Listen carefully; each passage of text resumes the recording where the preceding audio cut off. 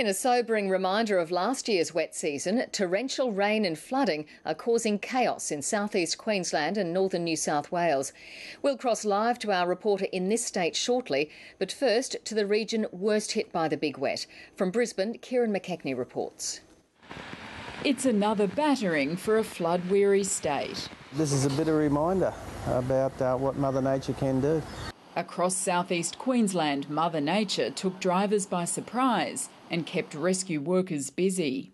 There were dozens of swiftwater rescues. A staggering 4,500 motorists statewide were stranded by the wild weather. Evacuation centres were ready for people forced to flee their homes. The SES has received about 600 calls for help since midnight.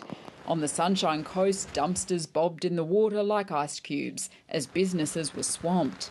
Second time in 2 years, not looking forward to that. I don't need to argue with the insurance company again.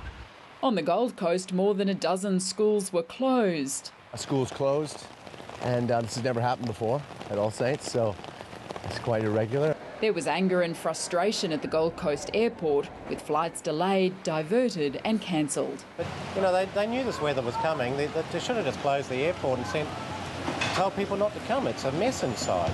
You know, it's just ridiculous. And there's no end in sight, with rain expected to pound the state right into the weekend. Almost all parts of Queensland could expect to see some heavy rainfall events associated with the full brunt of that monsoonal trough.